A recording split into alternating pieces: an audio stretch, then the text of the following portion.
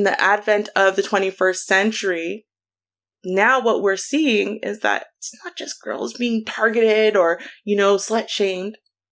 It's boys too. And it's having a really adverse effect where young, promising lives are being cut short because of sextortion. So let's take a look at this case now. It's a really sad story, and I totally respect the mother in this case. She goes and now she's speaking out about it to try to educate other youngsters so that way they don't take the same drastic measures that her son did. Let's take a look. 1.5 hours. 200 messages saying you're nothing, you're hopeless, will make your life a living hell. You might as well end it now. Where's our money? Tamia Woods' pain is clear. Her son, James Timothy Woods, a 6'2" hurdler, was a popular high school senior who loved anime, chess, and video games. Now his parents are speaking at schools with a desperate warning. You all are targets. They want your money. They want $10, they want $20, they want $100, and they don't care if you're not here. Tamia and Tim's son's tragic death is part of an alarming trend called sextortion, targeting young boys between the ages of 10 and 18 on social media, apps, and through video games. This is an epidemic that is running rampant. Scammers posing as young teen girls lurking online, sliding into phones and gaming devices of unsuspecting kids. In 2022, there are over 7,000 reported sextortion cases against children in America. In my experience, in fact, I would think that number is well over 100,000 cases that have not been reported. Their tactics, friendly and flirty at first, enticing victims into sending a nude pic and then flipping the script, demanding payment under a threat they'll expose those explicit photos to the world, especially family and friends. The goal is to ramp up that stress. That's also how they're getting a lot of young kids across the country to take their own lives. The FBI tells ABC News more than 20 kids have died by suicide directly because of sextortion. These people are professional con artists. Every day I told my son I loved him. And in 19.5 hours, they convinced him otherwise. It's a mind game. In November 2022, James died by suicide after DMing over Instagram with someone he thought was a teenage girl. The conversation eventually moved over to a video chat. She asked him if he would like to view her unclothed. He said yes. He said yes. She undressed. Then she said, okay, your turn. He did it too. But she revealed herself to be an extortionist.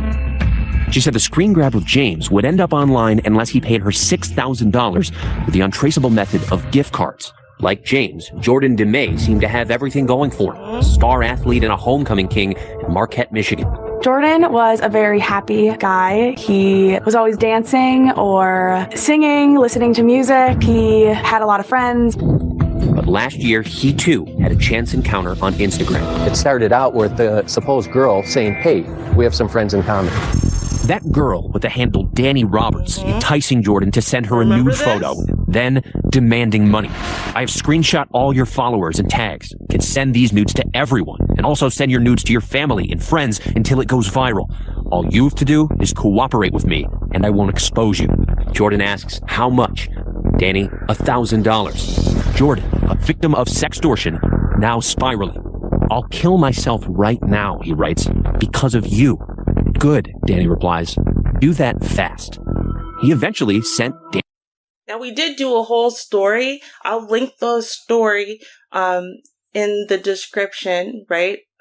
But this is what it comes down to, right? Is people think about, oh, well, maybe they were like unpopular. You know, they didn't have a lot of friends. You know, they didn't have family support. They didn't have anything else going for them. And that's not the case at all. You know, we forget what the internet has become for young people. For young people, the internet is literally like the world. Right? Like the way we used to socialize pre-internet, we go to the mall, right? That was the world. Or, you know, the school,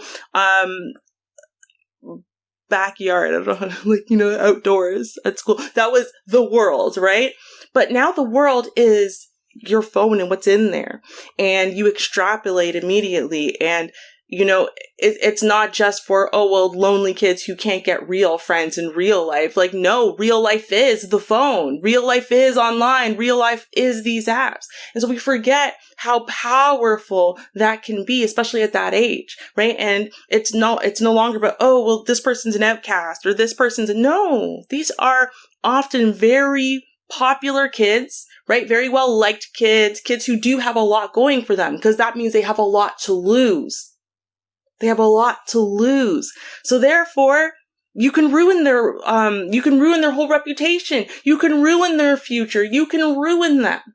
And that's what these sextortionists from around the globe, right, are doing to these kids.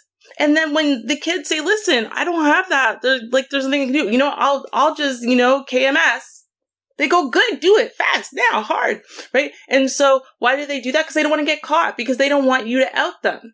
And they're really hoping, A, that you do it, and then B, that no one looks into this, right? So that way the connection's never made. And that's why I would estimate, actually, when they say 20 kids, I'm going to estimate that the numbers are way higher than that. Robert's money. Paid him $300. Paid him what he could. They sent you on a transaction for $20 or $30. That's all I have. You didn't have it. I can't pay anymore. And they kept pushing and pushing. And they were building collages with his compromised photo with other photos of his friends and family and parents, threatening to send it out to them and keep putting the pressure on them. They never gave him a single minute to think. And just 6 torturous hours from that first message, he shot himself with a firearm in his bed. It was obviously total shock. I think I even said that to him when he was there. I was like, why? As soon as I called 911, I called Jennifer. And he said, Jordan's gone. And I said, no. Then Jordan's girlfriend Kyla started receiving menacing messages. And I randomly happened to see a direct message on Instagram with photos. One explicit photo of Jordan. And I felt like I had to respond. Who are you? Why do you have these photos? It was a random account that looked like a teenage girl. They threatened to send these photos to my family and my friends. And I was panicked. I was terrified. Why are you doing this? Kyla sought help. She told her parents, who went to the police. They were able to get her phone and follow the IP address. At that point, it's a matter of officers starting to follow the breadcrumbs. I want you to just think about what they did. They encouraged him to kill himself, right? Then he did. So now the friends, the family, the girlfriend, everyone is devastated. Everyone's grieving, asking themselves why, could they have done something to help, so on and so forth. And what these pieces of trash did is said, oh, wait, hold on. Links. Oh, that's his girlfriend. Well, I bet you his girlfriend has seen him naked, so it won't be like shocking. And then you know what we could do? Yeah, we'll threaten her because she's young and she's going to be easy to manipulate just like him. And so, hey, maybe we can get the other 700 from her. And if not, maybe we can just threaten her and manipulate her because she'll want to protect the memory of her dead boyfriend, right? Like, that's what they really, really thought to themselves. That's what they really, really did. Only they picked the wrong one. Because, especially, you've already lost this man now. And now you have someone threatening you and doing this. And where would they get these pictures from? And so on and so forth. Bro, she did exactly their worst nightmare. She told her parents. They went to the police. That's what they're hoping they can shame these kids out of doing. Months later, a major break in the case. 2 of the men charged after the Jordan DeMay sextortion death will make their first appearance in a U.S. courtroom. So Danny Roberts, as we've alleged, is a fictitious name. The perpetrators in this case secured a hacked Instagram account. They found an image of an attractive young woman that they found online. They attributed it to this account and they made up a name. Mm-hmm. It turns out Jordan wasn't up against just one scammer, but 6 of them, all located halfway around the world in Lagos, Nigeria. We're seeing a majority of the cases recently leading us back to Western Africa, specifically Nigeria. Today, we are announcing the successful extradition of 2 Nigerian nationals who ran an international sextortion ring. Samuel Ogoshi, age 22, and Samson Ogoshi, age 20. The Ogoshi brothers have pled not guilty and are currently awaiting trial here in the U.S. 2 families are going to be destroyed because of this. There is another mother somewhere in Nigeria missing her 2 sons. And it's really unfortunate that both families are in this situation because of this senseless act and $300. For emotional support, call or text 988, the anonymous suicide and crisis lifeline. So y'all, we have an update there, and it's a good one, because see, this is what happens with all these scammers, right? That are scamming people out of their life savings and da-da-da and da-da-da, right? Is their thing, well, they're around the world. They're in, in Africa or Europe, somewhere else, right? So they're figuring there's no way that they'll ever have to pay for these crimes. So for them, it's just a victimless crime, right? They don't care that you're a victim. They just care that they would never get punished for it. And so, that's how they've gone away for decades, scamming little old ladies and people who end up taking their lives also.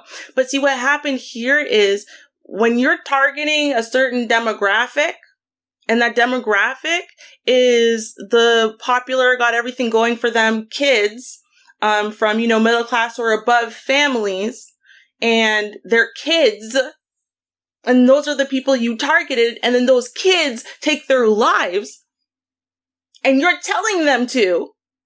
I don't know why you didn't think that they would for sure make you the one. And now they did. Good. I'm glad they made them the one. You know what? And I hope they buried these guys under the jail. I don't care about their crying mother and so on and so forth, because they felt no sympathy. They felt no guilt. They felt nothing.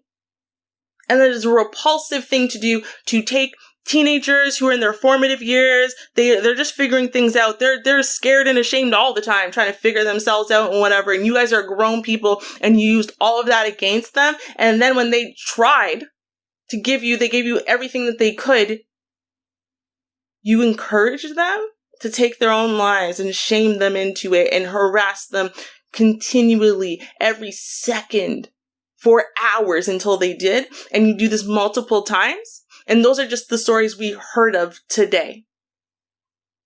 And no, they didn't just pick, they picked the rich white kid. Oh yeah? Do you remember the first story we saw? They don't care.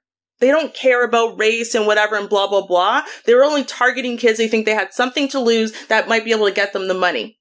That's it.